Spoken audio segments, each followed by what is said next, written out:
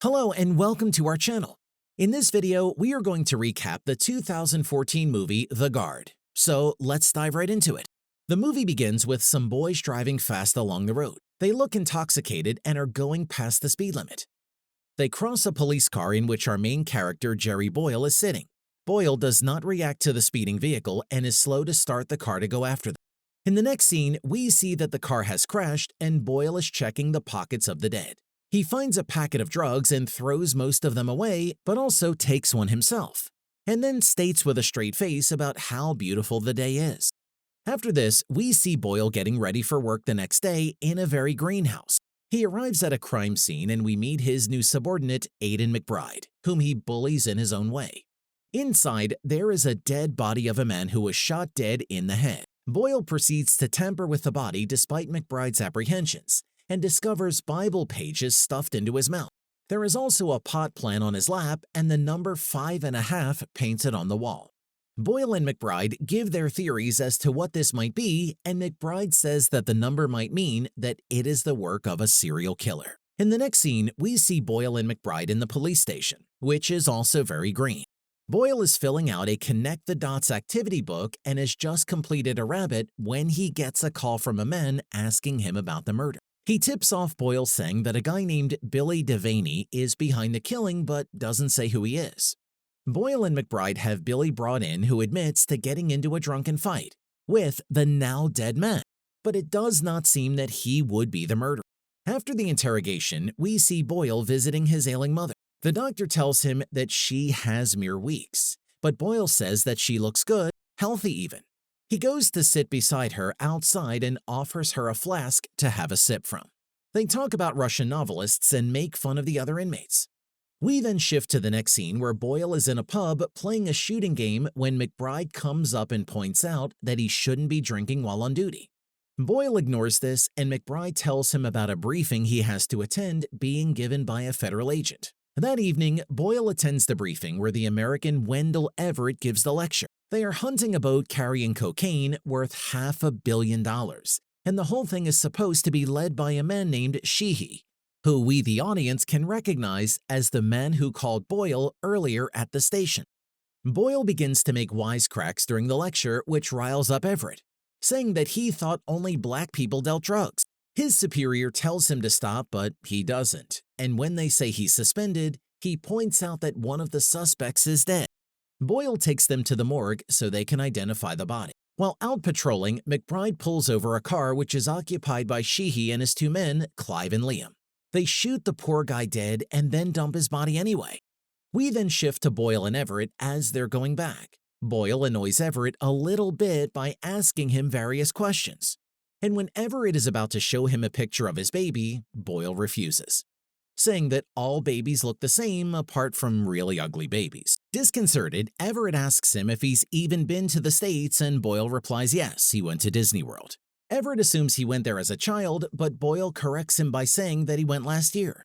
Everett is shocked to hear this, as Boyle goes on to tell him how it was a great gas and he got a picture with Goofy, who is his favorite. That night, as Boyle is drinking and watching the telly, a woman knocks on his door. Boyle mistakes her for being a prostitute, but she tells him that she's here because her husband is missing. Boyle invites her inside and makes her a cup of tea. The woman, whose name is Gabriella, tells him that her husband is Aidan McBride, and he started working there that day. Boyle tries to comfort her and listens to her attentively before saying he'll look into the matter. The next day, while swimming in the ocean, Boyle comes across Everett, who is out for a job. They have breakfast where Boyle impresses Everett with his knowledge of Rhodes Scholars and the fact that he got 4th place in swimming in the '88 Olympics, the latter of which Everett finds hard to believe. Everett then suggests they start working on the murder of James McCormick and tracking down Sheehy, but Boyle says that it's his day off. Everett then goes off on his rounds alone and has no luck with the Irish residents who pretend not to speak English. Meanwhile, Boyle spends his day off with 2 prostitutes in a hotel room. Later, he spots McBride's car at a local suicide hotspot, but he does not believe that McBride would kill himself. He also questions Gabriella about it, and she agrees about not believing the suicide.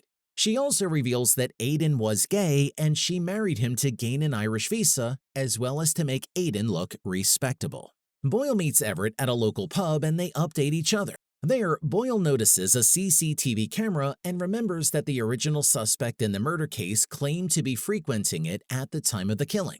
Looking over the footage from the time of the murder, they see that the suspect's alibi is valid.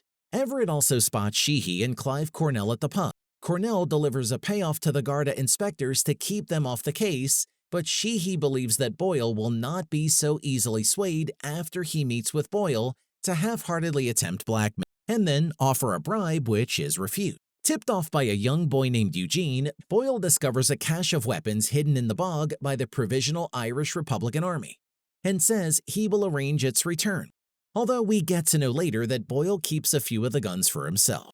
We then see Boyle taking his mother to the church for a confession which she finds unfulfilling. She then expresses her wish to hear a band live. A few days later, Boyle fulfills his mother's wish, and we see that Eileen's condition has worsened.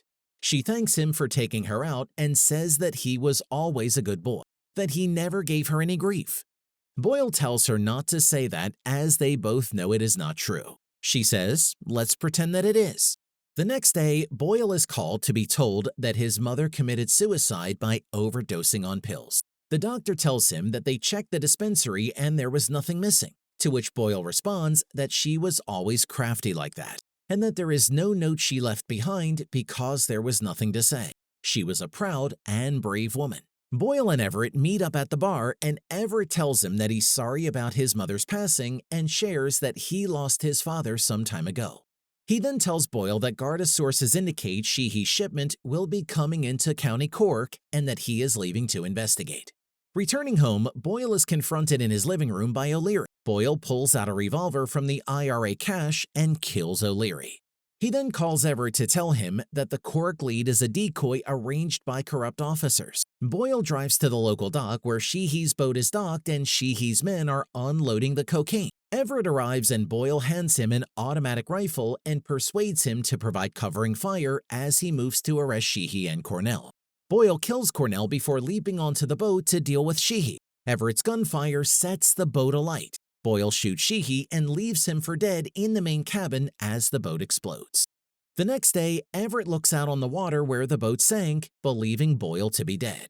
Eugene, who is standing nearby, mentions that Boyle was a good swimmer, having placed fourth at the 1988 Summer Olympics in Seoul, a claim that Everett had dismissed earlier. A young photographer comments that it would be easy enough to look up to verify as true. Everett remembers Boyle's remark that Sheehy's backers would not forget Boyle's actions, and that Boyle would have to disappear were he to continue living, and smiles. We hope you enjoyed the video. Do give us a thumbs up and subscribe to our channel for more amazing videos like this. See you soon in the next one.